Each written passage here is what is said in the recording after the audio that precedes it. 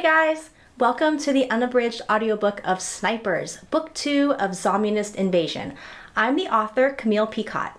If you enjoy the content of this channel, please support it by hitting the subscribe button and sharing the stories with your friends. Thanks so much, and I hope you enjoy this next installment. Chapter 17 Hillsburg. Leo's team rode out on bikes. They left the horses at the cabin, knowing they'd have to leave them when they went into Hillsburg. He wasn't too worried about Jennifer being on the mission, but he had misgivings about allowing Cassie to come. Just because she had a few days of target practice under her belt didn't mean she was ready to take on Soviets. She wasn't a natural shot like Jennifer. His own hypocrisy mocked him. It wasn't like he was a real soldier with training. Growing up hunting on the family property was a pathetic resume for war. Besides, Cassie had an important role on his team, as evidenced by the fact that she had come up with the only viable plan of attack. He took up position beside her as they rode through prune orchards on their way to Hillsburg. She looked scared out of her wits, though she had yet to complain, and she hadn't balked when it came to stashing the homemade bombs in various parts of her clothing. He'd been careful not to watch when she shoved two of them down her shirt into her bra, or at least he hadn't watched directly. He couldn't exactly turn off his peripheral vision.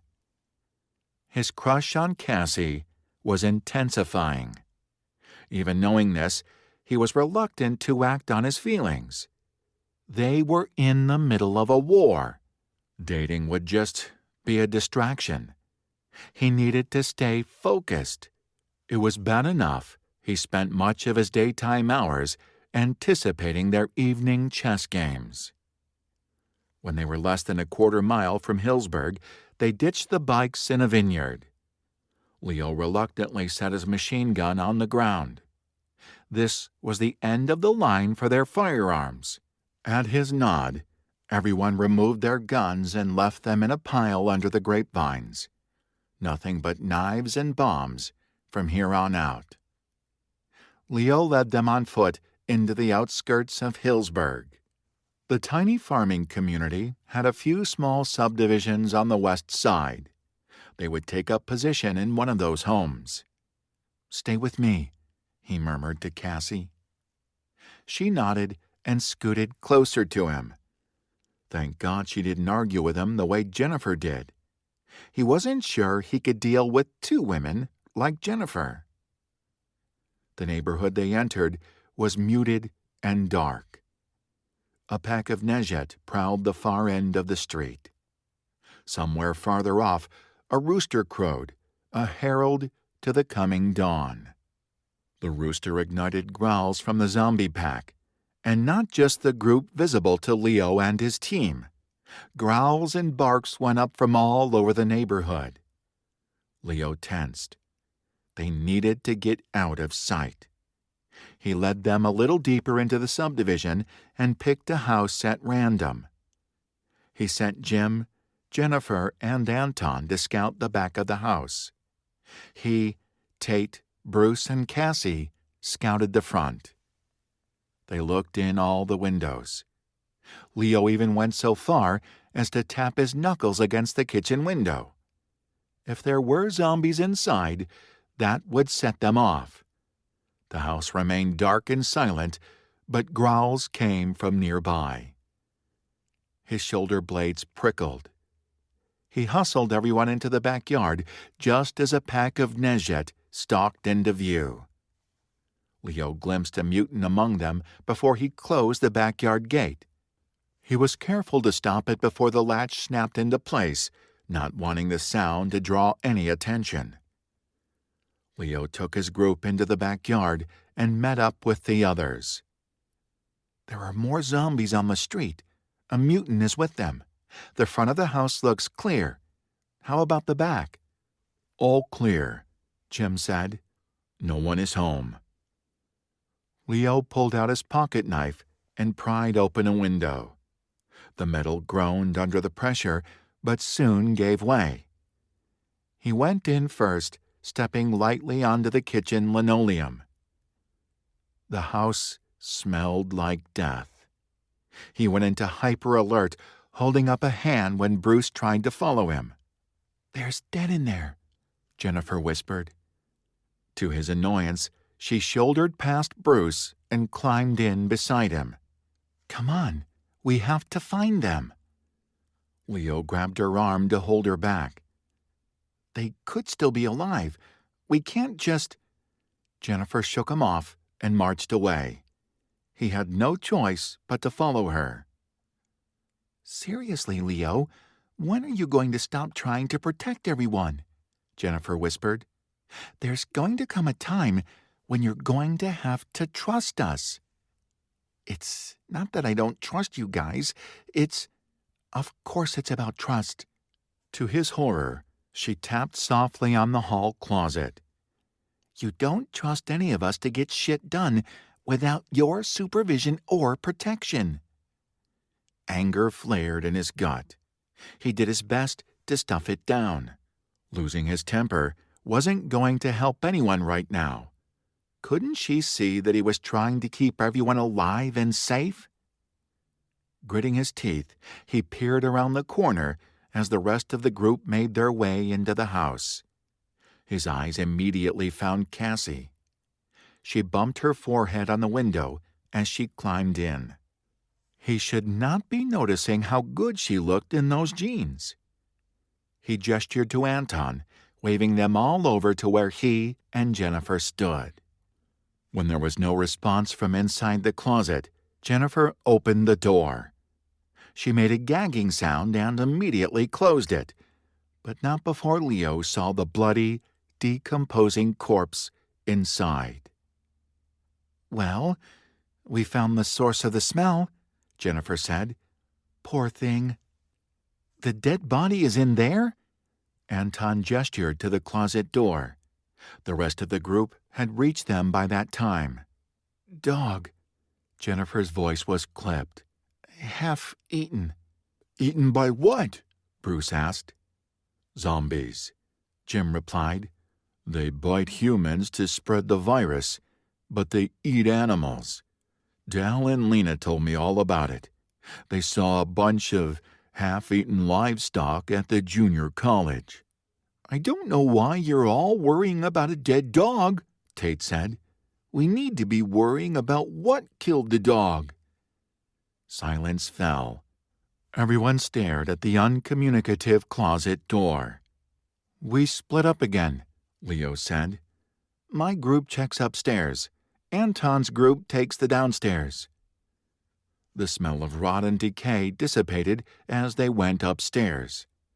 Cassie's eyes were wide with fear as she sandwiched herself between him and Tate. The first bedroom, a little boy's bedroom from the look of it, had a huge blood stain near the dresser. The upstairs was deserted. The former residents appeared to have fled in a hurry. There were clothes all over the hallway. Contents in the master bedroom had been strewn across the floor. Cassie padded to a window that overlooked the street. "No sign of Russians, but the zombies are still out there." She leaned forward, peering through the slats in the blinds. "I don't see the mutant anymore." "Let me see." Tate shouldered up beside her and peered through the blinds. Leo joined them at the window. He unconsciously patted the small sachet of bombs in his front pockets. Stuffed into his sock was the Zippo lighter. Feeling them was a small compensation for his lack of a rifle. The sky was a pale yellow. The streets were still in shadow. Leo immediately picked out the zombies below. Cassie was right. The mutant wasn't anywhere in sight. But there was another one further up the street. Her deformed body moved with an uneven gait.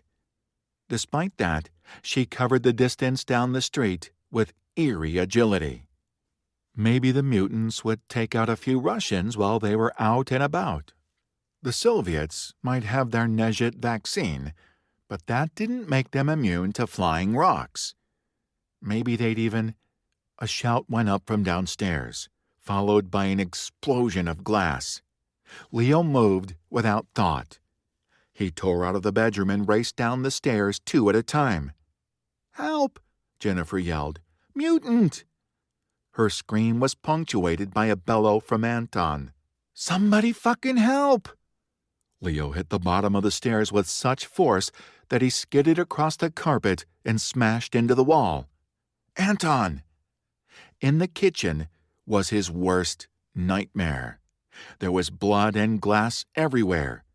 Jim was on the floor, the mutant zombie on top of him. The mutant had massive shoulders, one side larger than the other. His shirt had torn open from the deformed muscle mass. Infected veins scissored over the skin of his body in a web of black lines. Blood completely filled his eyes, making him look like a demon. Jennifer had a bar stool over her head. She brought it smashing down across the back of the mutant, wood splintered from the force. Anton was on the other side. He attacked with his knife, striking at the mutant's ribcage. The mutant didn't even notice the blows. All his attention was on Jim. His jaw snapped as he snarled. "Help!" Jim shouted. "Help!" His palms were pressed into the mutant's chest. He struggled to hold the monster at bay. "These fuckers are too tough," Leo thought wildly. He snatched a cleaver out of the chef's block on the kitchen counter. Right as he was about to strike, Jim and the mutant rolled several times across the floor. They smashed into Leo, sending him flying into the kitchen cabinets. The cleaver clattered to the ground. Leo rolled onto his knees and scrambled for the knife. Jim let out a blood-curdling scream that turned Leo's blood to ice. He spun around in time to see the mutant seize Jim's head with both hands. He slammed it back onto the floor. There was a dull crack, audible over Jim's cry. "No!" Leo leaped, cleaver swinging. The zombie shifted, flinging out one arm to backhand Leo. The force sent Leo back a few steps, but it wasn't so hard that he lost his balance. He had a split second where he saw the wound in the side of Jim's head. Part of his skull was caved in. The mutant zombie took one long, slow lick of the blood, like he was savoring a delicacy. At the same time, his hands dug into Jim's hair around the wound. There was another soft crack as the mutant pulled up a part of Jim's skull, revealing brain matter. His friend lay unresponsive on the floor. Leo shifted, once again poised to spring in Jim's direction. Before he could move, the back door flew open. Soviets poured in, guns blazing. Jennifer grabbed Anton and tackled him to the ground behind the counter. Leo, on the other side of the room, dove for cover behind an algae-encrusted fish tank. As he watched, 2 Soviets shot several bullets into the back of the mutant's head. The monster dropped like a sack of rocks. Jim lay limp on the floor beneath the mutant, blood spilling out of his head. Leo's mind struggled to accept the situation. He couldn't tell if Jim was dead or alive. If he was alive, it wouldn't be for much longer, not with a head injury like that. Jim, whom he had known for his entire life. How had everything gone so wrong so fast? One of the Soviets advanced on Leo, pointing the barrel of a machine gun in his face. It made Leo's blood boil.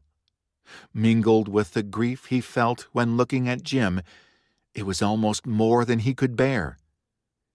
He forced himself to stay calm. This was the plan, after all, to get themselves captured. Except the plan hadn't included one of his oldest friends getting killed. One of the Russians kicked at Jim's body and said something.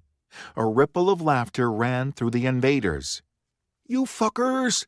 Anton tried to scramble to his feet, but Jennifer clawed him back. "That's our friend!" The Russian delivered a vicious blow with the butt of his gun to the side of Anton's face. Jennifer latched onto Anton's arm, keeping him from falling to the floor. She shot Leo a determined look as she half-dragged him out the door. Cassie, Tate, and Bruce were herded into the kitchen at gunpoint. Tate had gone completely white. Even from across the room, Leo could see his hands shaking. He couldn't peel his eyes from the unmoving, bleeding form of his older brother. "Jim!" Tate tried to run to his brother, but Bruce held on to him. He might be a few years younger, but he was still a tight end. He was big enough to overpower the struggling Tate. Leo felt his stomach convulse with emotion. This was all his fault. Tate let out a wordless burble of grief as Bruce hauled him out of the kitchen. Tucked in behind them was Cassie. Terrified tears streaked her cheeks. There was a smear of blood across her temple, as though she'd been hit. The three were closely followed by a Russian soldier. Leo was the last one out the door, also prodded at gunpoint. As soon as he was outside, his fear and grief shifted into rage. The after-image of Jim's dead body was burned into his brain. Jim would be alive if not for the invaders and their fucking Nezhit virus. So would his dad and countless other people. These fuckers were going to pay for what they'd done. They were going to pay for killing Jim and everyone else.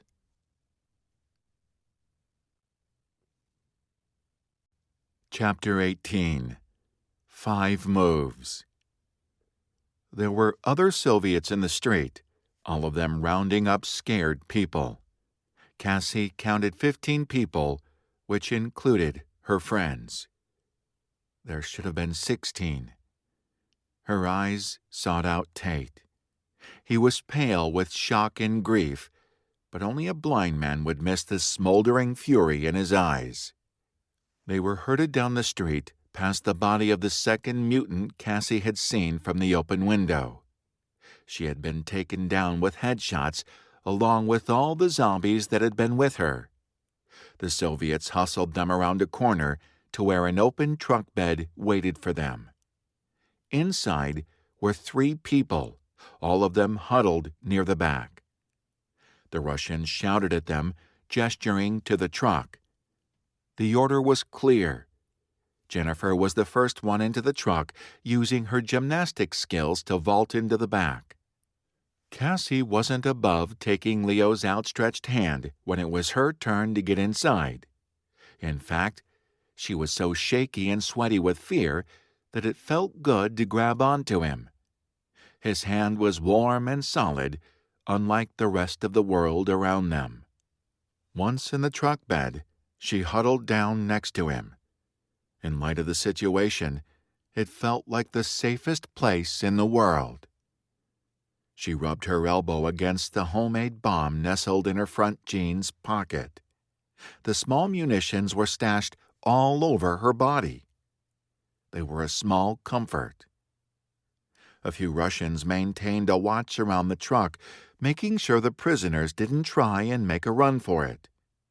Unless a Nezhit or mutant made a nuisance of itself, the Soviets generally ignored them. They shot any that got too close to the vehicles. Only when the back was packed with scared people did the Russians load up. 3 went into the cab of the truck. The rest followed in 2 convertibles, one red and one black. They kept the top-downs and the weapons pointed at the prisoners. Try as she might, Cassie could not deny the facts. A. Jim Craig was dead. Jim Craig, the former high school football jock-turned-dairy farmer, was dead. His skull had been cracked open like an egg. B.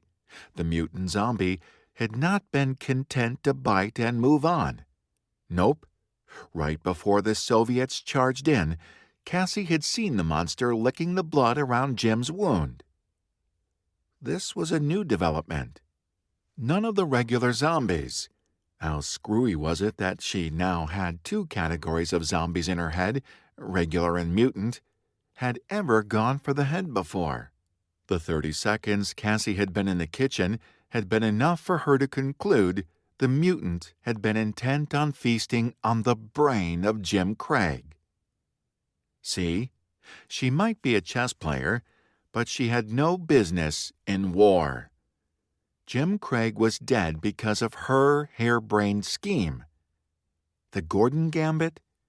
What the hell had she been thinking? Stevenson was right. She was a nerdy chess player, not a combat strategist. She let Leo's compliments mess with her head.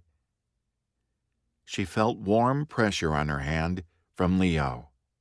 He squeezed her knuckles. She knew he was trying to comfort her, but when she looked at him, she saw vengeance in his eyes. He wanted retribution for Jim's death. They all did. They were driven toward the center of town. Signs of the invasion were everywhere. Dead bodies, burned houses, abandoned cars, broken windows, even wandering zombies. The Russians mostly let them be, though they did shoot any that got in the way of the trucks. Fear was like a living thing inside of her. It made her back sweat, her throat tight, and her breath short. Watching Tate was the only thing that kept Cassie from screaming. Seeing the wild grief in his eyes was enough to anchor her. If Tate could hold himself together, so could she. She started a chess game in her head, playing as fast as she could. Chess would keep her sane. Chess would keep her grounded. Black pawn to c6. White pawn to g4. 3 to 5 moves ahead. The really good chess players always had the next 3 to 5 moves plotted out in their head. Why should this situation be any different? She once again saw Jim's smashed head. His death could be traced directly back to her plan. She abruptly realized that wasn't true. This mission had been risky from the start. America was at war. People died in war. A chess game was never won without losing some pieces. She'd been stupid not to realize that sooner. Her plan had made the best of a bad situation, but that didn't change the fact they were at war. Get your head in the game, Camille, she told herself. Your friends need you. She shifted the chess game in her mind, imposing the board on the current situation. They were being driven east, which meant they were going to the Central Plaza. The high school, the only other logical place to collect a large group of people, was north. She saw the Hillsburg Plaza as the chessboard. 5 moves. First, when they got there, they had to spread out. It was the best way to maximize the destruction and give all the prisoners a chance to escape. Teams of 2 would be best. Cassie licked dry lips. The most important thing, aside from freeing those who had been captured, was destroying the Russian supply of the Nezhet virus. Since they were bringing everyone to a central location, that likely meant the darts would be in one place. That was their second move. Their third move was weapons. The Chiquinos already had a generous collection of weapons, but if Leo was serious about going to war against the Russians, they needed more. I'm glad you creamed me in chess every time we played, Leo murmured beside her. It means that I know the look you get when you're planning something. Talk to me. Cassie flicked a quick look around the truck. Anton, was sandwiched in front of Leo. Jennifer was sandwiched on Cassie's other side. Tate and Bruce were also clustered close. She and Leo could talk so long as they kept it quiet. "We split up in teams of 2, she whispered. "First, we set off bombs around the plaza, cause as much confusion as possible, and arm ourselves. Second, we locate the zombie virus supply and destroy it. Third, we get as many weapons as possible to take back to the cabin. Fourth," her mind went inward, "we get a vehicle and get the hell out of town. We ditch it as soon as we can and get back to the bikes so we can't be followed. Fifth, we get back to the cabin." 5 moves. It was a decent setup. Now, if only it all went off as easily as she had spelled it out. She wasn't dumb enough to think it would. Even a lame chess player could throw a wrench into a brilliant plan with a stupid move. "Teams of 2. Leo gave her a nod. "We start with that. We split up and start blowing shit up." "Amen to that," Tate muttered.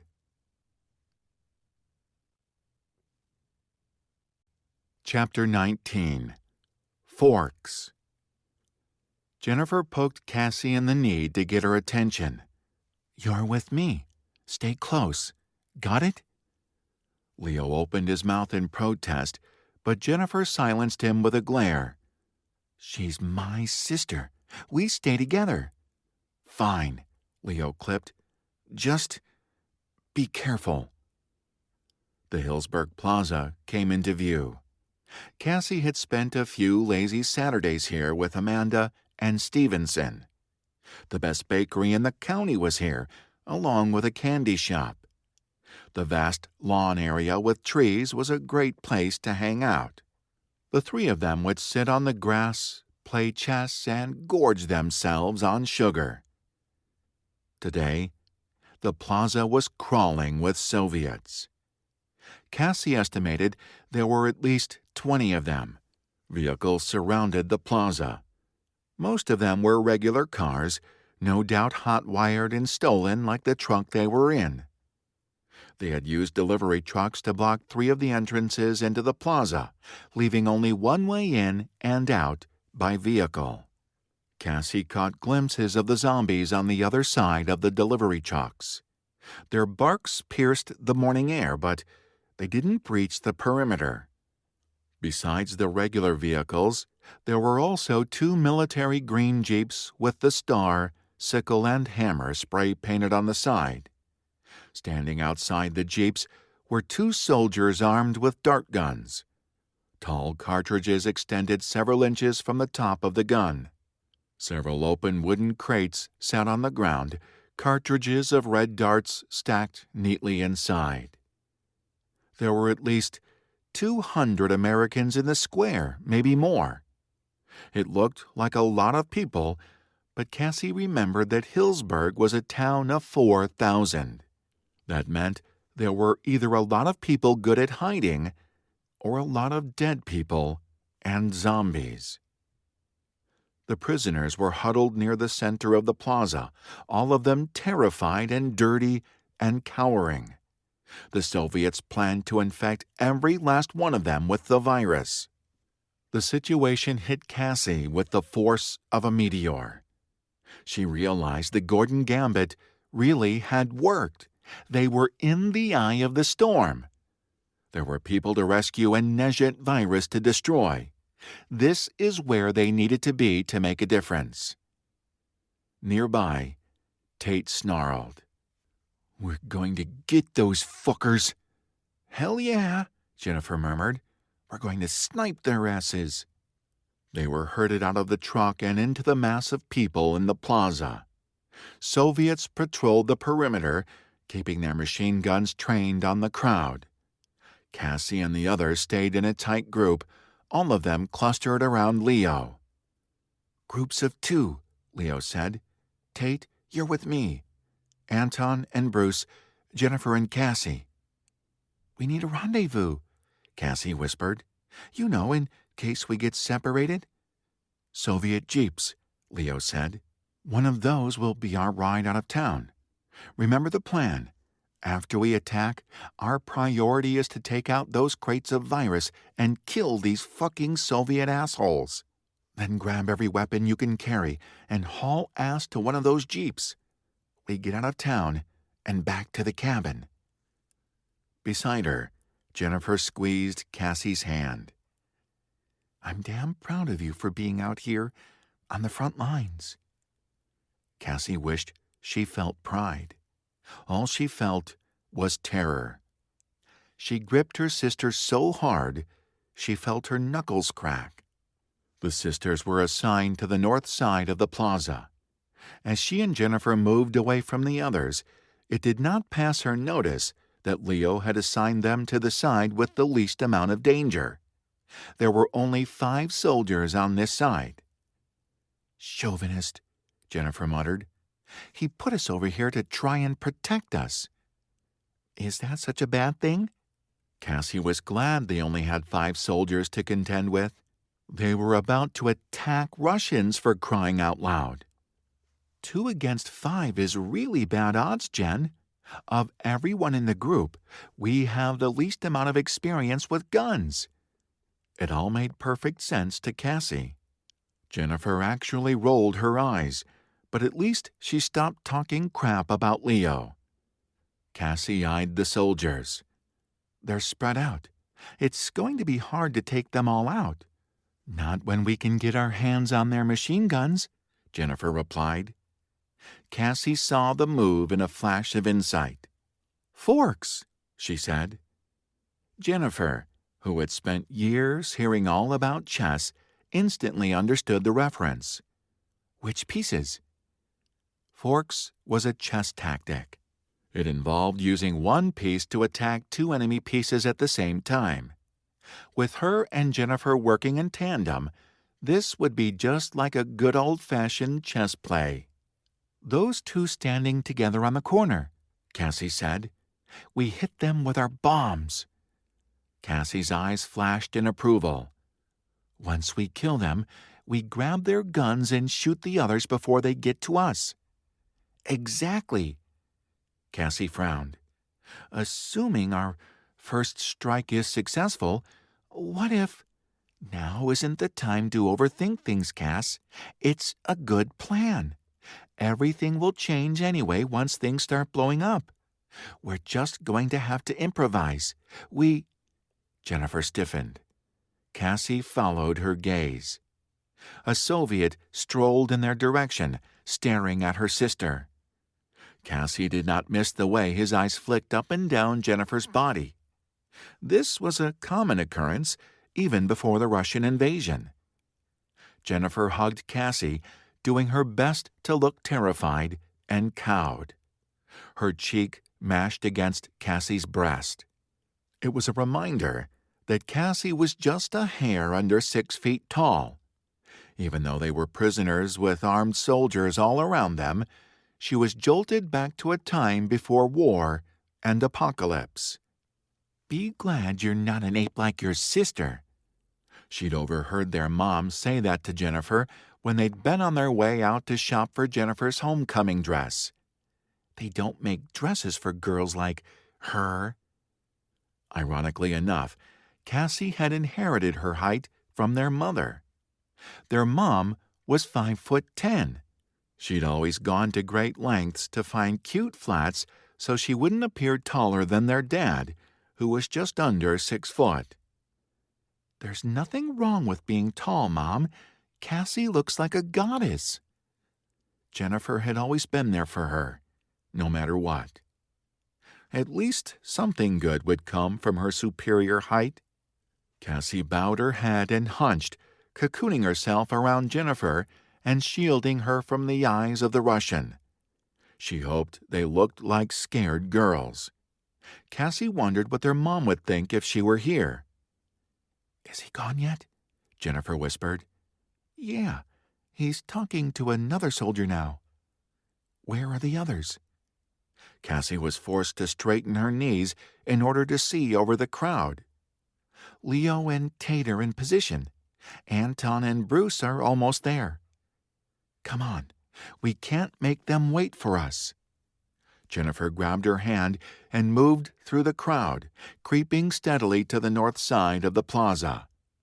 They stopped beside a large, marvelously intact family. 2 parents and 6 kids, ranging from high school to elementary school. Looking at them made Cassie desperate to succeed. "Can you see Leo?" Jennifer asked. "Yeah, he just gave us a nod." Jennifer once again huddled up against Cassie, using the small space between their bodies to pull out a bomb and Zippo lighter. To most people, it would look like a simple lavender sachet. Cassie pulled out a bomb of her own. Her hands shook. Her heart pounded painfully in her chest, making it hard to breathe. Jennifer looked up at her. "This is a good plan. It's unexpected. Let's show these assholes what happens when they mess with America." Cassie nodded. She was scared shitless, but determined to fight. Jennifer flicked open her Zippo. She and Cassie touched their fuses to the flame. They jumped apart as soon as the flames sparked to life. Jennifer took 2 giant strides forward, winding her arm back. Then she flung as hard as she could, aiming at the soldiers on the corner. Her bomb hadn't even hit the grass when an explosion went up behind them. A truck with 2 Soviets inside went up in flames on the west side of the plaza. Anton and Bruce had struck. Cassie threw her bomb just as everything around her erupted into chaos. She snatched a second bomb out of her pocket, along with her Zippo. "Cover me!" Jennifer yelled. She took off at a run, beelining for soldiers on the corner. The first one was down, killed by the blast of her bomb. The second one dodged to one side as Cassie's bomb exploded. He'd been thrown several feet, but he was still alive. "Jennifer, what the hell?" Cassie screamed after her. "Jen!" Jennifer ignored her, homing in on the machine gun resting in the hands of the dead Russian. In her periphery, Cassie saw the other Russian sit up. He raised his weapon. Jennifer never slowed. "Cover me, Cass!" she shrieked.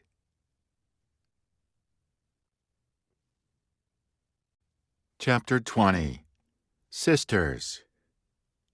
As Jennifer raced away, Cassie absorbed the scene the way she did when analyzing a chessboard. She saw everything: the screaming people, the dead Russian with the weapon on the street corner, and the very much alive Russian who was recovering from the shock of Cassie's ill-flung bomb. The Soviet wiped dirt from his eyes and raised his gun, his sights on Jennifer. Cassie did the only thing she could think of. She touched the second bomb in her hand to the Zippo. As it sparked to life, she charged the Russian. She screamed wordlessly, hoping to draw his attention. It worked. He jerked, the barrel of his gun moving in her direction. Cassie threw the bomb and dove to the ground. The explosive landed next to the Russian and detonated. Cassie was too close. The blast hit her, sending a wave of heat, dirt, and grass spraying across her body. She lay there, momentarily stunned. Gunfire chattered all around her. "Cassie!" A foot connected with a rib cage. It was Jennifer, standing over her with a Russian machine gun. With her perfect curls, perfect figure, and a face smeared with blood, she looked like the star of a Hollywood action movie. "Get up!" Jennifer screamed, once again shoving her foot into Cassie's ribs. The kick was enough to jar her back to her senses.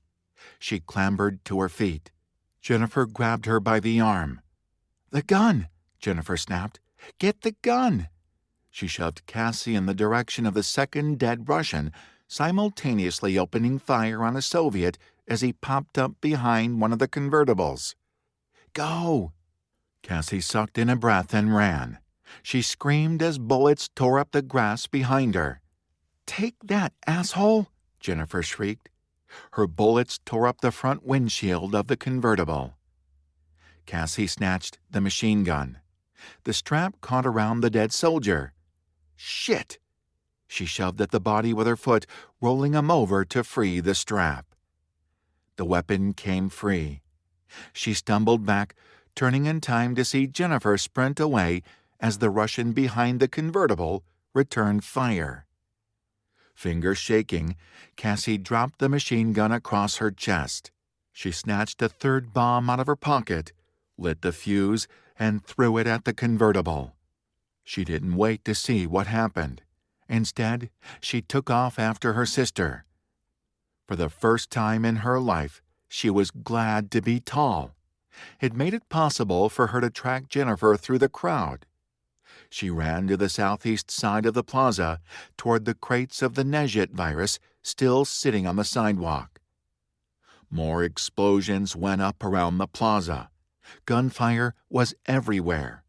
The Russians with the virus attacked, sending red darts flying indiscriminately into the crowd.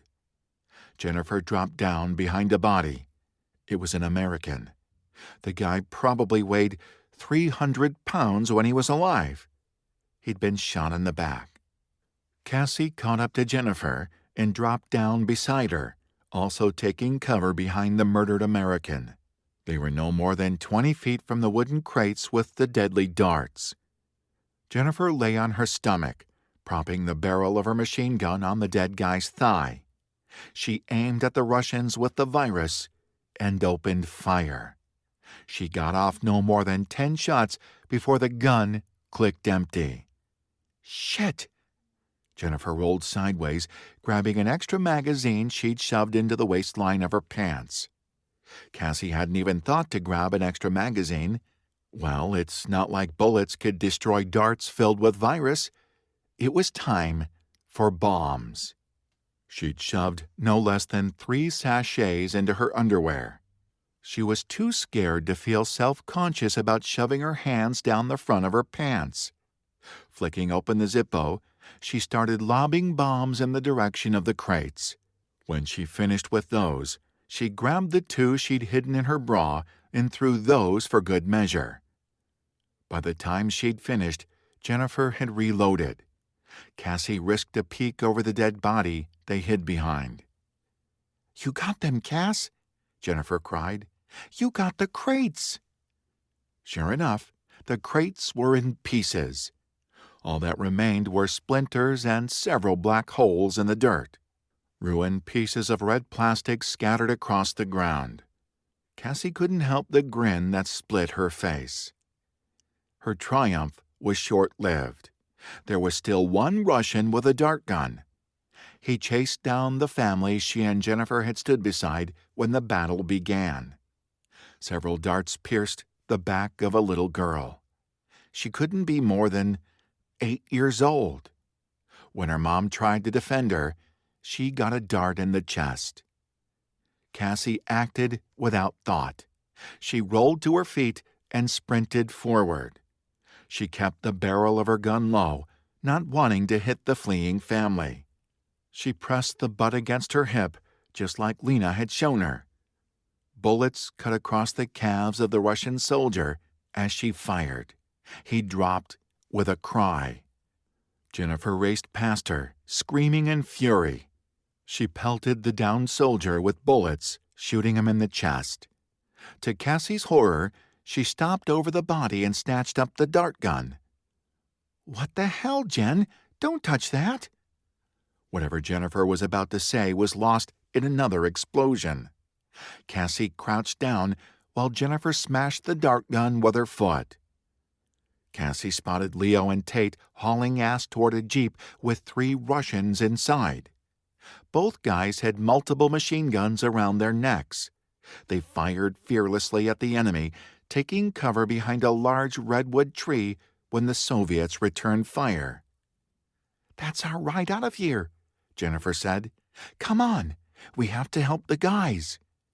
She sprinted away. Cassie ran after her. Her long legs made it possible for her to keep up with her faster, stronger sister. They took cover behind a large bush growing near the center of the plaza. Jennifer peeked around it.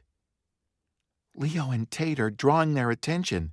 Come on, we can get in close and take them out. But, Jen... Cassie broke off as her sister slipped out from behind the bush. No way could she let Jennifer go out there alone. Cassie hustled after her. They slipped through the chaos. There were dead bodies everywhere, but there were also a lot of people still alive. They ran for freedom, pouring out of the plaza in small groups. Near the edge of the plaza were several metal newspaper boxes. Jennifer led them to the boxes and dropped down. The Jeep and the Russians were just on the other side, no more than 10 feet away. And though Leo and Tate had managed to take out 2 of them, the driver was still alive. Even worse, 3 more Soviets had joined the shootout. The 3 newcomers stood in front of the Jeep, firing at anything and everything that moved. No bombs, Jennifer said. That Jeep is ours. We take them out while Leo and Tate have their attention. The next 5 moves came to Cassie in a rush. A. Run like hell and take cover behind the truck parked next to the Jeep. B. Sneak around the back of the Jeep and shoot the Soviet driver in the back. C. Pull out the dead driver. D. Run over the 3 Soviets in front of the Jeep and rescue all her friends. E. Pray to God her sister could figure out her plan, because there wasn't time to explain it. While Jennifer popped up over the newspaper box and opened fire, Cassie made a run for it. Chapter 21. Snipers. Leo glimpsed Cassie slip out around the metal newspaper stand and make her way toward the Russians and their Jeep. What the fuck was she doing? Why wasn't Jennifer stopping her? Why? Jennifer screamed as bullets peppered the newspaper bin. She threw herself to the ground and began crawling to the redwood tree where Leo and Tate had taken refuge. Cover Jennifer, Leo barked.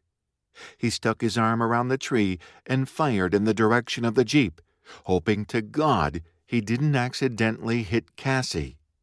He caught a glimpse of her slinking around the Jeep. His heart nervously burst from his chest when he saw her shoot a Russian in the back. She opened the driver's side door and pulled out the dead driver. In a split second, he understood her plan. Be careful, Cass, Leo muttered. Jennifer also seemed to understand Cassie's plan. When she was 10 feet from the redwood tree, she jumped to her feet and fired as she ran. She aimed indiscriminately in the direction of the Russians. Her sole purpose was to draw their attention from Cassie. Return fire followed her. She dashed behind the tree and joined Tate and Leo, gasping for breath. What the hell was that? Leo demanded. You could have been killed. Why did you let Cassie go out there on her own? Jennifer was breathless from her sprint, but she still had enough energy to scowl at Leo. She's getting the Jeep. We have to keep the Russians' attention on us. To emphasize this statement, she stuck her arm out from behind the tree and sprayed bullets, purposely aiming low so as not to accidentally hit Cassie. The blare of a horn cut through the din, followed by the revving of an engine. Leo smiled in satisfaction as he leaned around the tree in time to see Cassie behind the wheel of the Jeep. She plowed the vehicle into the back of 3 Russians. Whoa! Tate blinked, gaping in astonishment. Cassie? Damn straight that's Cassie. Jennifer beamed as Cassie never let up on the accelerator. She drove straight toward them, slamming on the brakes only when she reached the redwood tree. Boys, Jennifer said, here's your ticket out of here. You're welcome. My sister is radical. The 3 of them scrambled for the open Jeep. Leo headed for the shotgun seat, but Jennifer beat him to it by vaulting onto the hood and jumping over the windshield. Leo jumped into the back, heaving the body of a dead soldier out of the seat. "Drive!" he cried. "Get Anton and Bruce. They're at the bus stop." Zombies had breached the delivery trucks and were pouring into the plaza. The plaza was complete chaos. A jeep full of Russians was headed straight for them. He and Tate crouched down in the back seat, taking aim at the jeep speeding toward them. "Is now a good time to mention that I don't have my driver's license?" Cassie squealed, shifting the jeep into drive. It lurched forward, the back tires spraying dirt and grass. "What the fuck?" Tate bellowed. "You mean you can't drive?" "She took driver's ed," Jennifer screamed back at him. Leo bit his tongue and threw all his concentration into shooting Soviets. The jeep accelerated across the plaza to the bus stop. Bruce and Anton were atop the plexiglass awning. "Over here!" Bruce waved to them. "Over here!" Cassie was forced to slow as a surge of American prisoners thundered by in front of the vehicle. Leo shot out the front tire of the pursuing jeep. That slowed them down, but it didn't stop them. The Soviets leaped out of the jeep and kept coming, firing at them as they ran. "Cassie, go!" Leo shouted. There were still too many people. Cassie jerked the wheel to the right, attempting to swing wide around the people. She clipped a tree, snapping off Jennifer's side view mirror. "Damn it!" she cried. "Don't worry about it," Jennifer said. "Keep driving." Cassie broke free around the back of the crowd and rushed to where Bruce and Anton waited. Leo counted no less than 7 Soviet bodies around the guys. "Who's the man?" Anton crowed in triumph. He leaned down to pick up a tidy pile of weapons he'd collected on top of the bus stop. Bruce did the same. "How did you kill so many?" Jennifer asked, as the boys dumped the weapons into the back. "Turns out a bus stop gives you a hell of a view," Anton replied.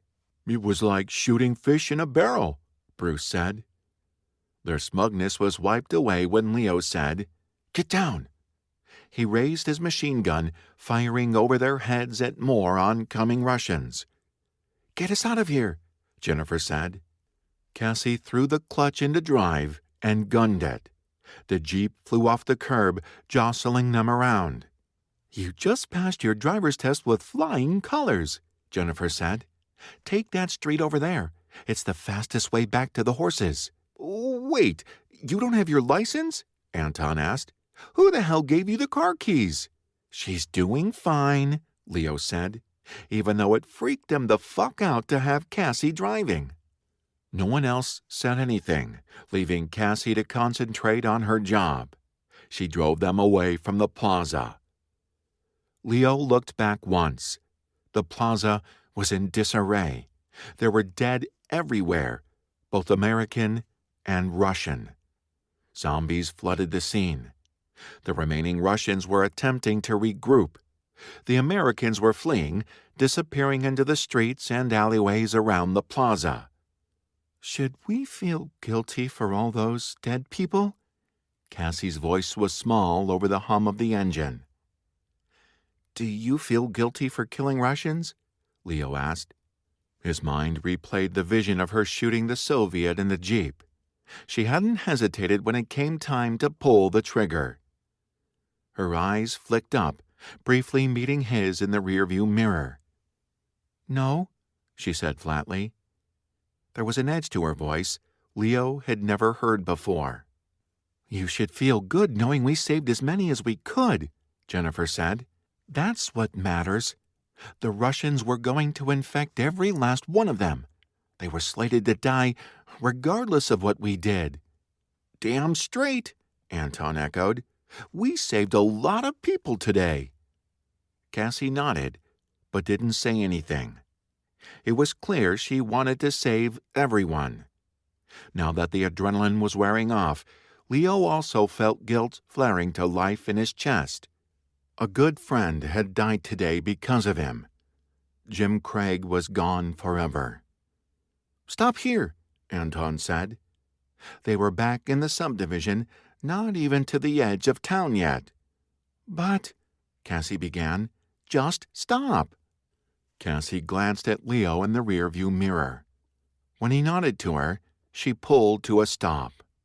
Anton jumped out of the Jeep, pulling the can of orange spray paint out of his jacket pocket. "I can't believe you brought that," Jennifer said. "Are you kidding me? Of course I brought it. Those assholes need to know who they're messing with." Anton shook the can and painted the word snipers across the middle of the road in orange paint. "It would be more impactful if it were back at the plaza," Jennifer said. Anton snorted. "Who cares where it is? They're going to come looking for us. They'll find it." No one argued with that. Would you like to listen to this unabridged audiobook without commercials? Head over to my online store at Authors Direct, where all of my audiobooks are $7.99 or less. You can download the free Authors Direct app to listen to the story on the go, or you can listen directly on your computer using their online listening device. The link to my Authors Direct store is in the show notes. Thanks so much. Chapter 22. Forever. Leo didn't know how to feel. They'd pulled off a victory against the Russians today. They'd been outnumbered and outgunned. The odds had been stacked against them. Yet, with a solid plan from Cassie, they'd managed to kill Russians, disrupt their plan, free prisoners, destroy a large stash of Nezhit virus, and make off with a sizable supply of weapons. They'd done it all, and only lost one man. If today had been a football game, it would have been considered a major victory. Losing Jim might be the equivalent of fumbling the ball or an interception that led to a touchdown by the opposition. But Jim wasn't a fumbled ball or an interception. Jim was a person, a human being, a friend. The cabin had dissolved into something that was a mix between a wake and a celebration. When they'd returned from Hillsburg with their weapons cache and the tale of their ballsy attack, Nona pulled out all the stops. With the help of Stevenson and Amanda, she'd whipped up a feast that consisted of homemade gnocchi with a hearty venison sauce. "This is a great victory against the Soviet bastards," Nona had declared. "Jim died a noble death, defending his country." Leo appreciated the meal. He really did. But he could hardly taste it.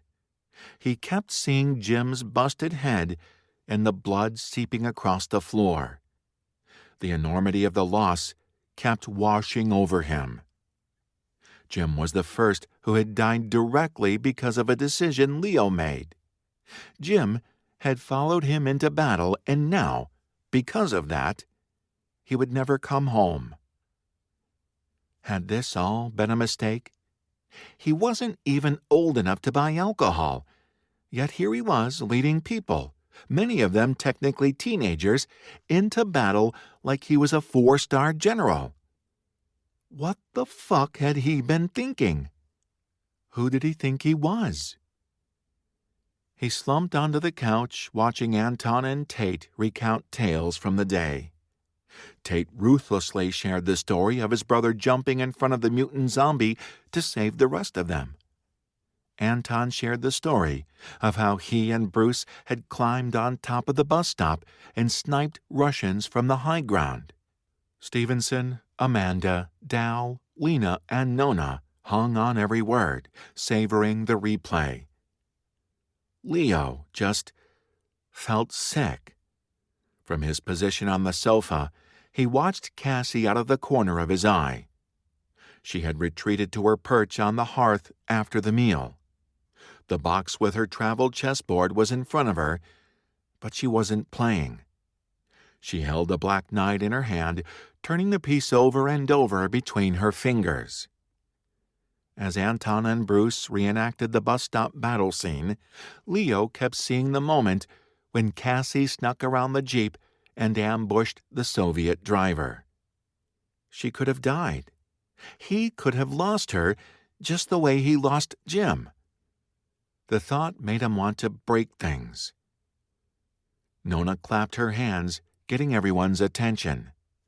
"Jim's name must join the wall of not forgotten," she declared, picking up a tray with shot glasses and a bottle of grappa. "Outside, everyone." "Come on, brother." Dal clasped Leo's forearm and pried him off the couch. He thumped Leo on the shoulder. "You did good today." Leo just nodded. He followed everyone outside. The moon was out, shining brilliantly above Pole Mountain. They had started a shrine in memory of friends and loved ones they'd lost in this war. It was nothing more than a carving of names on the back wall of the cabin, but it had become a sacred space. Above the names were the words, "Not forgotten." Anton turned on a lantern as they filed into the clearing, the light illuminating the carved names. Their father's was among the list, along with two of Anton's varsity football friends. Tate handed a knife to Leo. "You do the honors, man. Jim would want it that way." There was a wild edge to Tate's eyes, like he balanced on a knife's edge. Mouth dry, Leo took the knife. Jim was a hero. He deserved to be celebrated for that, even if Leo didn't feel worthy of honoring him. He was tall enough to reach the open space beneath the names. His friends and family members stood in a loose semicircle around him, silent as he carved James Craig into the wood. When he was done, Nona passed around the shot glasses. Leo held up his glass and forced himself to speak. "To Jim," he said hoarsely. "To Jim," everyone echoed. After that, everyone who had known Jim went around the circle and shared a story. "I'll never forget the first time I saw Jim make a Craig fireball," Anton said. "He used a bottle of vodka he'd stolen from a hotel minibar. I was in junior high. Leo took me to a post-game party when he was a sophomore. I almost pissed myself when Jim sprayed the vodka out of his mouth and lit it on fire." Laughter went around the circle. Nona poured a second round of grappa. Leo downed his shot, feeling the burn all the way down his esophagus. Tate stepped forward. "Jim said something to me before we rode out this morning. He said, 'Tate, we have to stop these guys. It doesn't matter what we have to do, so long as the job gets done.'" Tate paused a moment to knuckle his eyes. When he looked up, rage and grief painted every line of his face. "We need to remember that. The Russian bastards need to die, no matter what." "I'll drink to that." Nona poured another round of shots.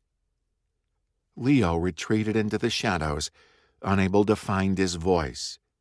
Grief and guilt threatened to choke him. He was going to have to tell Mr. and Mrs. Craig what had happened to their son. He was going to have to look them in the eye and tell them he'd gotten Jim killed. The thought almost made him empty his stomach onto the pine needles at his feet. Finally, it was over. Leo turned his back on the others as they filed out of the clearing. He needed some time alone. Jennifer's voice reached his ears. "Stay here. Make sure he's okay." Her words ignited his temper. He spun around, ready to snap off her head. But Jennifer was gone. Everyone was gone. Everyone except for Cassie. She stood beneath the carved names, her eyes wide with sadness. Leo's eyes strayed to the words, "Not forgotten." and then the names below those words: Giuseppe Giacchino, Adam McCarthy, Lars Guerra, James Craig. Jennifer's words floated through his mind. We could all be dead tomorrow. Seeing Cassie beneath that string of names was too much for Leo. In her dark clothes, she was an exclamation mark at the end of a really fucked up joke. He couldn't take it. Why the hell had he been wasting the precious time they had together? He strode across the clearing and didn't stop until he was a mere inch away from her. She was flat against the wall. He pressed his hands against the wood on either side of her. His breath came a little too hard and a little too fast as he looked her straight in the eye. I like you, Cassie. I like you a lot. She stopped breathing. Leo was too consumed with his own emotions to take stock of what this might mean. He plowed on. If things were normal, I'd take you to the movies or ask you out to dinner. You know, that little Italian restaurant in downtown Bastapol? I think you'd like it. Actually, no, I wouldn't take you there. The last time I went there, the waiter was a dick to my dad. What about the beach? I could take you to the beach. We could have a picnic and spend the afternoon there. Would you go to the beach with me? She swallowed, her eyes huge. I'd love to go to the beach with you, Leo, but... That last word nearly sent him into a tailslide. Had he been misreading things between them? He'd been certain she liked him as much as he liked her. But what? He asked, more roughly than he meant to. What about my sister? Oh. Apparently Cassie hadn't been the recipient of the same ambush as Leo. Damn Jennifer. She was pissing him off on a daily basis. He did his best to keep his voice level when he answered. Jennifer said she'd stab me in the heart with one of her stilettos if I hurt you. He saw the moment when his words lodged in Cassie's brain. It shouldn't have been possible for her eyes to grow any wider, but they did. Cassie Miola, he said huskily, will you go to the beach with me when this fucking Russian shit show is over? She nodded. Yes, of course. I'd go anywhere with you, Leo. He crushed her up against the wall and kissed her. He'd daydreamed about this moment. He'd imagined tenderness, affection, and even passion. The kiss wasn't any of those things. It was raw, deep, and desperate. His hands were everywhere at once, moving under her shirt. He pushed his tongue into her mouth. She tasted so goddamn good. He pulled out her ponytail scrunchie and crumpled her soft hair in his hands. He'd been waiting to touch her hair for days. She melded against him as he sucked on her neck and bit her ear. His erection was so hard he thought the fly on his jeans might snap open. Leo forced himself to stop before he lost complete control. Based on the conversations they'd had over the chessboard, he didn't think Cassie had ever had a boyfriend before. He didn't want her first time to be in the dirt on the backside of his family cabin. She deserved better. It took every shred of willpower to hold himself back. Emotions raged within him. He wanted her so badly. He wanted to escape this shitty war and be with her. In an effort to control himself, he pressed his forehead against her shoulder. He clenched her black knight pendant in one fist. Grief forced its way up. It was like a speeding freight train in his chest. He could hardly breathe. Cassie pulled him into her. She covered his cheek and neck with kisses as he cried. He held on to her as though his life depended on it. He wasn't sure how long she supported him. 5 minutes, maybe. It felt like 5 hours. When he finally lifted his face to look at her, she kissed his nose. He saw understanding in her eyes as she caressed his neck with her fingertips. He smoothed curls back from her face, loving the fact that he could look her straight in the eye without bending over. "You're so goddamn beautiful." He liked being able to tell her exactly what he thought about her. "And smart. I like how smart you are. I like everything about you, Cassie." A radiant smile lit her face. "I like everything about you, too." She leaned in and kissed him. This was the kiss he'd dreamed about, soft and tender and full of passion. He could die right now and be happy. When they finally broke apart, Leo saw something new in her eyes. It was the future shining out at him, so bright and brilliant, and took his breath away. No one had ever looked at him the way she was looking at him right now. There had been plenty of girls over the years who had flirted with him, but not a single one of them was like Cassie. "Do you?" He swallowed to wet his dry throat. "Do you want to look at the stars with me? I know a good lookout spot. It's not the beach, but—" "Yes." Cassie threaded her fingers through his. "Yes, I'd love to look at the stars with you." He drew her close and kissed the top of her head. As he led her away to the overlook where they could see the stars, he felt a little less broken because of her. Chapter 23.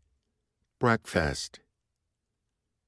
Leo woke up the next morning with a splitting headache. As his eyes cracked open, his first thought was that maybe those last 2 shots of grappa before bed had been a bad idea. His second thought was that those 2 shots had been the only thing that kept him from barging into the girls' bunk room last night for one last kiss from Cassie. His third thought was that he had to go see Mr. and Mrs. Craig today. The duty was like a boulder on his back. Still, it had to be done. The mission had been his idea. Jim had followed him into battle. It was Leo's responsibility to bear the news of his death. He would see this through. He dragged himself to the breakfast table. Cassie was already there, pouring syrup over a pancake. This sight of her made his morning a little less shitty. He beelined in her direction and sat down next to her. "Good morning," he said. She gave him a bright smile. "Hi, Leo. How are—" He took her face between his hands and kissed her on the mouth. You could have heard a pin drop. Leo didn't give a fuck. He could be dead by tomorrow. Shit, he could be dead by the end of today. He wanted everyone to know how he felt about Cassie. Most importantly, he wanted Cassie to know how he felt. She was important to him. He wanted her to know last night hadn't just been a fit of grief. When he pulled away, her face was bright red. Leo barely noticed. He couldn't see much past her radiant smile. She snaked her arms around his waist and quickly hugged him before turning back to her pancake. He put an arm around her shoulders and stared down anyone and everyone gawking at them.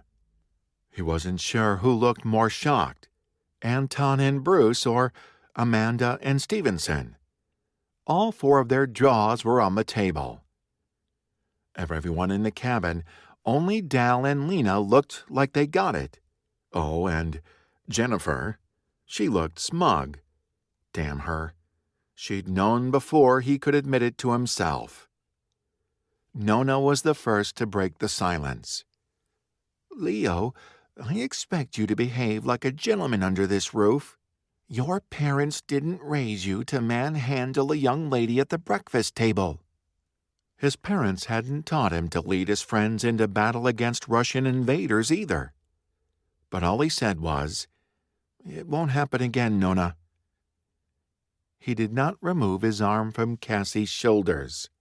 Somewhere in the last 30 seconds, she had leaned into his side.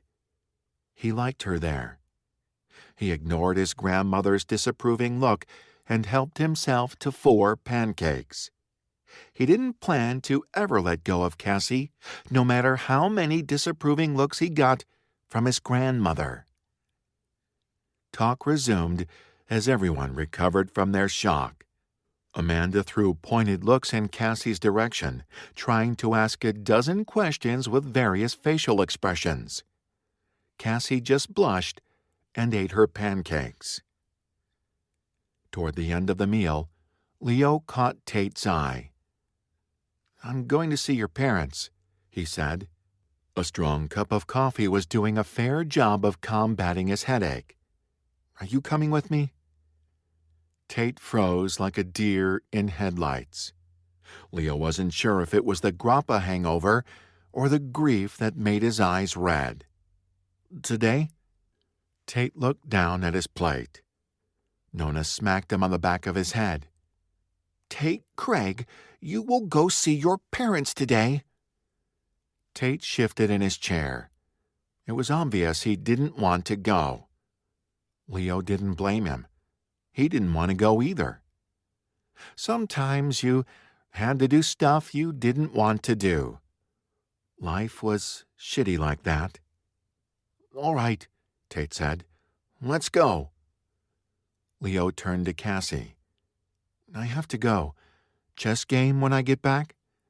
Her eyes were shining when she looked at him. "Yeah." He kissed her cheek. "See you in a few hours." He looked at Tate. "Grab your rifle. Let's go." Jennifer rose from the table. "I'm going. Someone should be there for Mrs. Craig." Leo was not in the mood to argue with her. He couldn't imagine why she wanted to go. Mrs. Craig would have Tate and her husband. No one else was stupid enough to volunteer for this mission. "Fine, whatever," he said to her. "Grab a gun."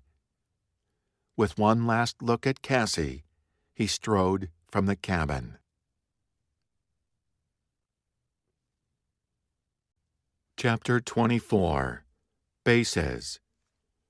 Cassie stood on the porch, watching as Leo, Jennifer, and Tate rode away down Pole Mountain on the horses. She'd barely slept at all last night.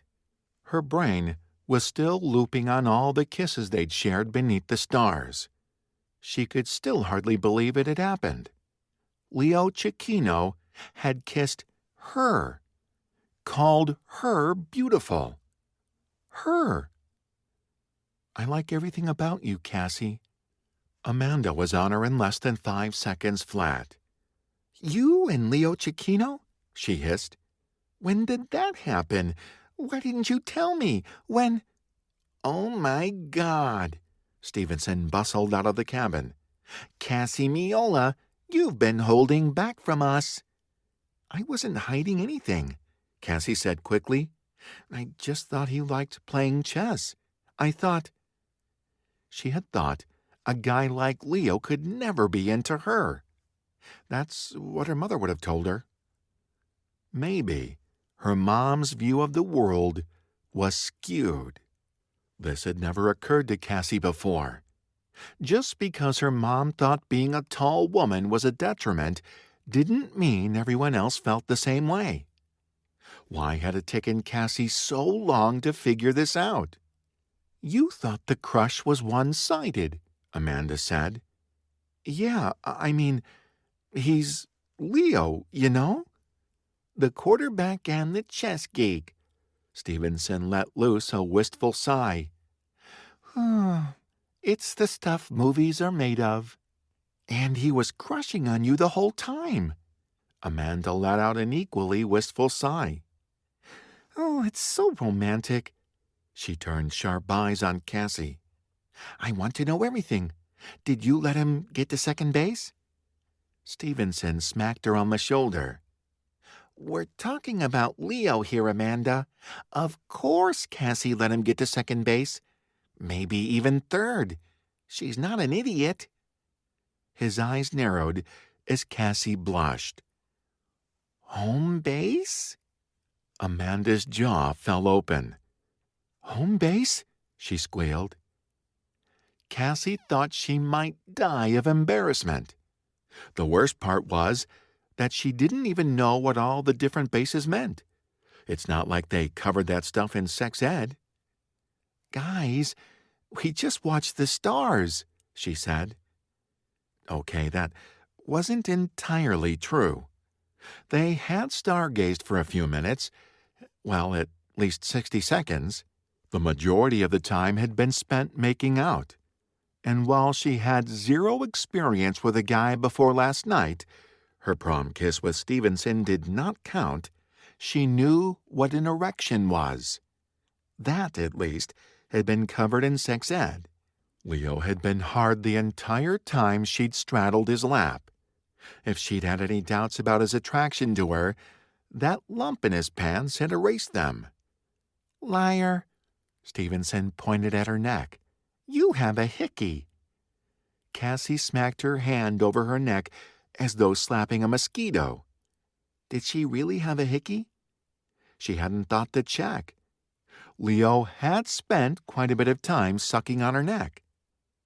"There's one on that side, too," Amanda hissed. She pointed an accusing finger. Cassie slapped a hand over the other side of her neck. She struggled to find words under the penetrating gazes of her friends. "Enough gossiping." Nona bustled out onto the deck. "Amanda, Lena and Dal need you. They're going out to make another broadcast. People need to know what happened in Hillsburg yesterday. Cassie and Stevenson, I need you two to organize the supplies downstairs. Bruce and Anton are going to check out some neighboring farms. If they're uninhabited, they'll bring back supplies. We need to make sure there's room." Cassie had never, ever been so relieved to have a homework assignment. "Okay, Nona." She bustled away down the stairs. Stevenson joined her in the storage room under the cabin. He still walked with a slight limp due to the bandage over his missing toe, though his steps were surprisingly spry this morning. "Don't think I'm letting you off the hook, Cassie Miola," he said. She gave him her best glare, even though she wanted to shrivel from embarrassment. "No." "Yes." "It's Private Jeff." She used his first name to drive home the point. He tilted his head at her. "Fine. Be like that. Jerk." "Yep, that's me. I'm a jerk." Cassie practically dove into a box full of dried beans and lentils. "I just have to point out one thing." Stevenson planted himself in front of her, hands on his hips. "What's that?" "Leo wanted to make sure everyone knows he's into you.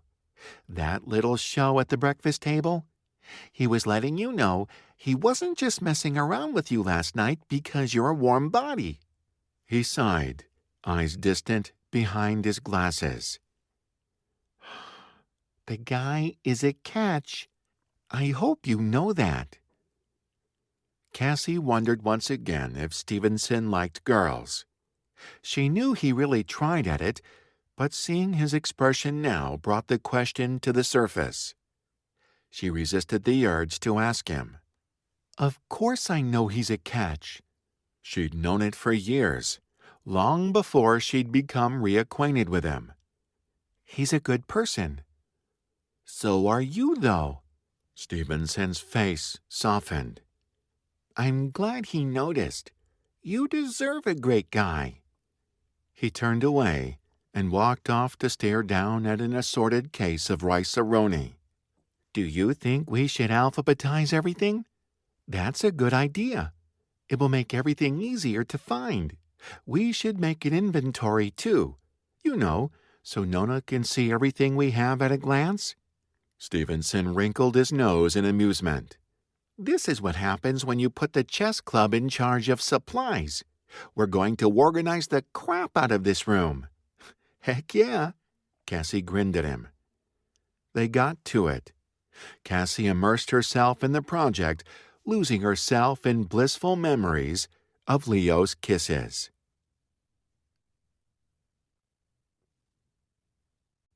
Chapter 25. Crash. Leo thought losing Jim had been an all-time low point in his life. He hadn't thought it could get worse. He'd been wrong. Dead fucking wrong. Mrs. Craig was on the ground, screaming with grief. Mr. Craig wasn't in a much better state. Sobs of sorrow broke from the big man's chest as he gathered his wife into his arms. Tate stood helplessly over his parents, tears streaming down his cheeks. Jennifer had been standing beside Leo until now. She broke away and put her arms around Mrs. Craig. The older woman hugged her and cried. Leo now understood exactly why Jennifer had come. Somehow, she'd known Mrs. Craig would need another woman to lean on. It was crushing to watch the grief unfold before him. This was battle carnage of a different type. He wanted this day to be over. He wanted this damn war to be over. The worst part was knowing that, if given the choice, he'd run the Gordon Gambit again. It had been the right call. They'd delivered a major blow to the Soviets and saved a lot of people. Losing one man had been a small price to pay. Is this what happened to people in war? Did they all just turn into a statistic? A measure of loss versus gain? Unable to take it any longer, Leo looked away from the Craig family. As he did, a plume of dust caught his eye. A jolt went through him. What the hell? The plume of dust was close, really close. It was the sort of plume spewed up by a car on a dirt road. "We have company," Leo barked. "Tate, Jennifer, grab the horses. Mr. and Mrs. Craig, I don't mean any disrespect, but you have to look busy." Tate helped his mother to her feet while Leo and Jennifer ran to the horses. "Hide in the barn," Mr. Craig called. "They never go in there. Loretta, come on, honey. We have to look normal. Tate, son, get your ass to the barn." Leo and his friends hightailed it into the barn with the horses. Inside were pigs and chickens. They led the horses inside and closed the doors just as a jeep drove onto the hard-packed circle in front of the Craig farmhouse. It was close enough that Leo could see Soviet uniforms. "Russians," Tate breathed. "What are they doing here? This isn't a scheduled pickup day." "Maybe they came early?" Jennifer suggested. Leo didn't reply. He didn't have a good feeling about this. Mr. and Mrs. Craig had disappeared into the milk barn behind the farmhouse. To the Soviets, it would look like they were going about the daily chores required to keep a dairy farm running. Leo heard them clomp up the front steps and enter the farmhouse. Shortly after came the sound of breaking porcelain. Leo, Tate, and Jennifer waited in tense silence, listening. More sounds came from inside the house. It sounded like the Russians were knocking over furniture and ransacking the house. "Leo," Tate's voice was tense, "I won't let them hurt my parents." "Not on our watch," Leo agreed. "Hold tight, Tate. Let's not give ourselves away if we don't have to."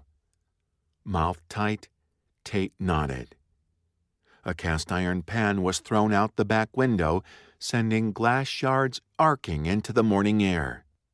Mr. and Mrs. Craig came out of the milk barn at the same time the Russians descended the back porch steps. The couple, had dried their eyes and had assumed the role of shocked homeowners. "What's going on here?" Mr. Craig demanded. "What are you doing to our home?" "We fulfilled your tithe demands yesterday," Mrs. Craig said. A Russian marched toward the couple. Using the butt of his machine gun, he delivered a fierce blow to Mr. Craig's forehead. Mrs. Craig screamed and caught her husband as he staggered back. "Not yet." Leo put a restraining hand on Tate. "No fucking way, Leo." Tate's muscles were knotted under Leo's arms. "I won't stand by and watch this shit." Leo raised his rifle and aimed through a large knothole in the barn doors. He sighted on the Russian closest to the Craigs. "I won't let anything happen to your parents," he repeated. Leo?" Jennifer peered through a crack in the barn door. "The fat Russian has a blue and red patch on his uniform. He's KGB. That's their symbol." Leo's blood ran cold. He poised his finger on the trigger, ready to shoot. He could just make out the colorful patch Jennifer had described. "There was an attack on our troops in Hillsburg yesterday morning," said the KGB agent. His accent was thick, but his English was clear. "What do you know about it?" "Nothing," Mrs. Craig cried. "Hillsburg is miles from here. Why should we know anything about what goes on there?" "Do you know of a group called the Snipers?" asked the Soviet. We know they attacked the trucks carrying our boys," Mr. Craig said. "We've just heard them on the radio once or twice. Rabble-rousers." "They knew about our operation in Hillsburg. Someone tipped them off. There are very few people who could do this." "What are you talking about?" Mrs. Craig cried. "How would we know anything about your operations?" We spend all day and half the night working on the farm," Mr. Craig said. "We're doing the work of 5 people to keep your troops fed." "Are you spying for the snipers?" asked the Russian. "Are you hiding them somewhere in your house?" "We're not hiding anyone," Mrs. Craig said. "I swear, it's just me and my husband." "Could your sons be snipers?" "Our sons are dead," Mr. Craig said. "They were killed when the snipers attacked those trucks." The KGB agent considered the Craigs. Leo felt his blood run cold. He suddenly knew the Craigs were about to die. He rested his crosshairs on the head of the KGB agent, ready to fire. The rumble of an engine sounded in the distance. The entire scene before them shifted. The Russians pivoted toward the sound, every last one of them on high alert. Leo couldn't see past them, but they now pointed their guns skyward. They all talked at once, never taking their eyes from the sky. A plane, Leo realized. That was the sound. There was a plane in the sky. Based on the alarm he saw in the Russians, he guessed the plane was unexpected, which could only mean one thing. It was American. The Russians abruptly scattered, disappearing around to the front of the house. The Craigs were left and forgotten. Leo eased open the barn door in time to see a single plane in the sky. It was a small fighter plane flying straight toward them. From the front of the house, a rocket flew into the air. A trail of fire stained the sky. It hit the first of the American fighter planes. The impact sent a ripple across Leo's skin. The hair on his arm stood on end. "No," Jennifer whispered. Seconds later, a rumble went through the earth. The leaves vibrated on a nearby lemon tree. The dirt shivered beneath Leo's feet. The crash was close. "Wait," Leo said. "Look!" He raised a hand and pointed. Trailing out of the smoke of the explosion were 3 parachutes. American soldiers. They were here, and they were suspended in the sky for all the world to see. Their plane was in pieces on the ground. There was at least one group of Russians running for them, possibly more. Leo turned to the others. "We have to help them." Right as he spoke, tires squealed on gravel. The tail end of the Soviet Jeep disappeared up the dirt road as they drove away from the Craig house. Leo ducked back into the barn and threw himself onto stealth. There wasn't much time. All they had was home field advantage. They could cut through the farmland and maybe, just maybe, get to the American soldiers first. He burst out of the barn on his horse. Jennifer was right behind him on Thunder, the big bay. "I'm not going," Tate said. "I won't leave my parents." Leo nodded. In Tate's position, he wouldn't leave either. "Get them back to the cabin. We'll meet you there." He kicked Stealth in the ribcage and galloped away from the Craig farmhouse. Jennifer was right beside him, bent over the neck of her horse with a look of pure determination on her face.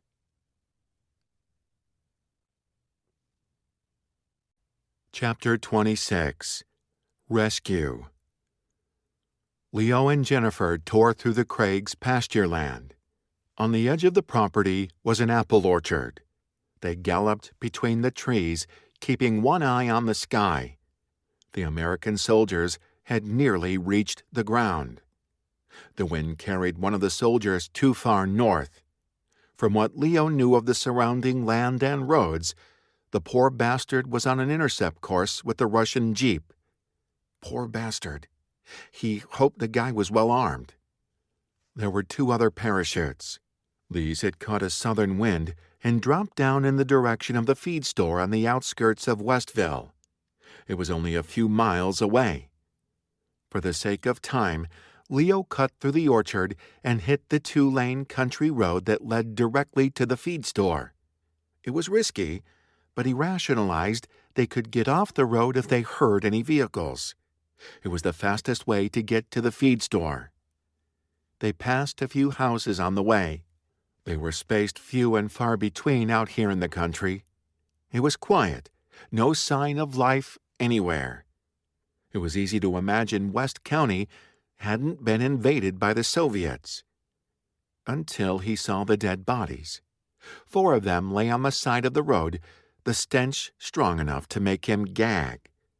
Vultures crouched over the carcasses, pulling out strings of meat. The sight of infected skin told Leo they were dead zombies.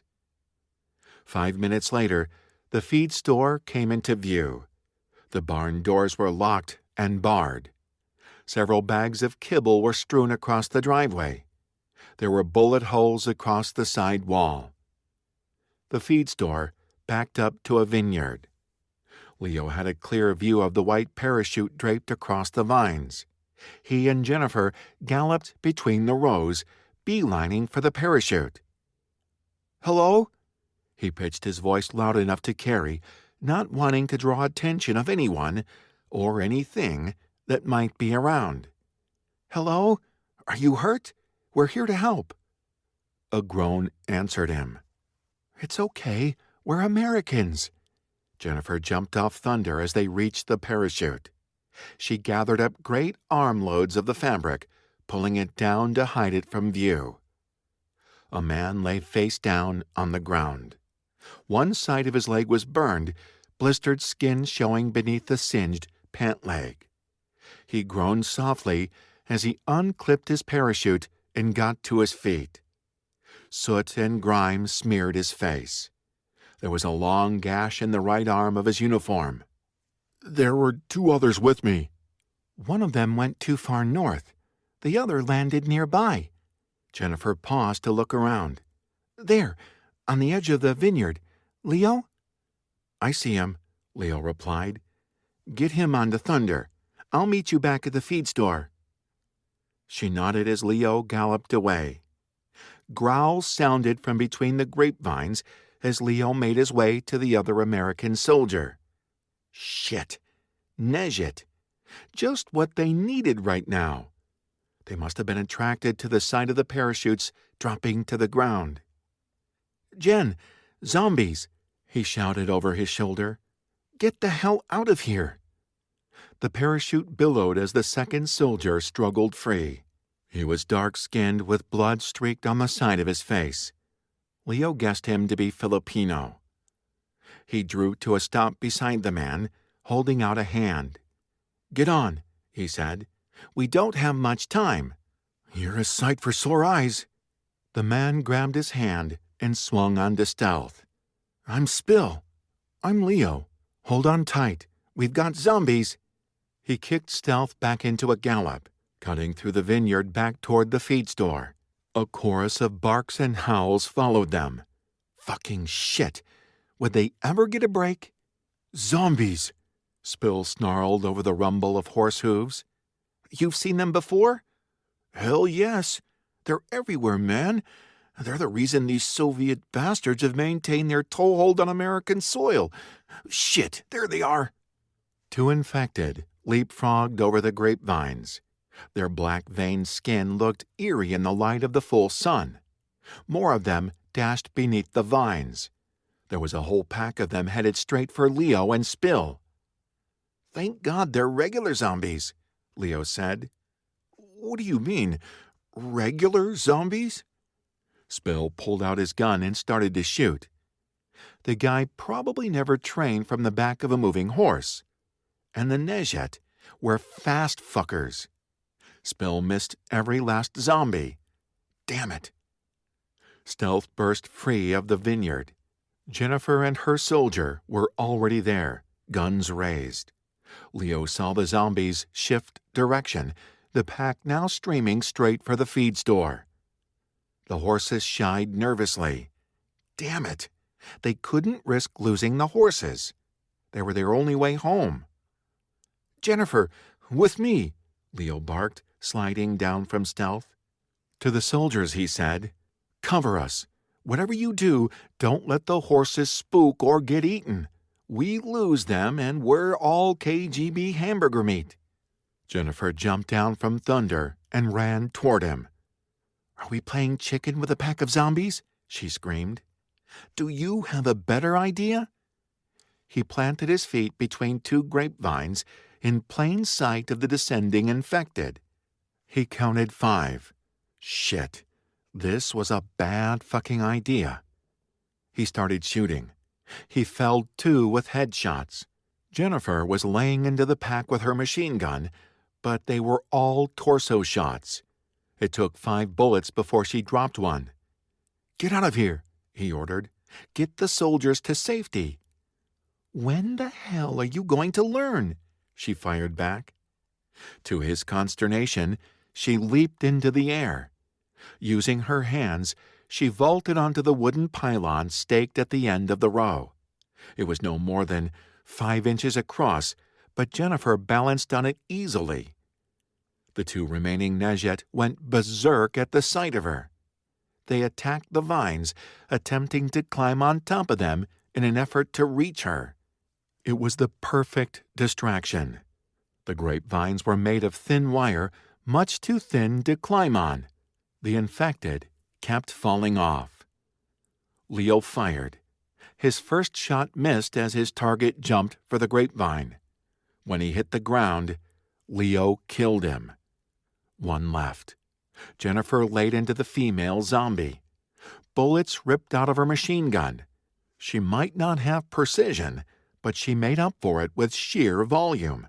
Leo counted no less than 12 bullets thunk into the last zombie. Silence descended as the last of the infected fell. Leo rounded on Jennifer, glaring. "The next time I tell you to get the hell out, get the hell out!" "Fuck you!"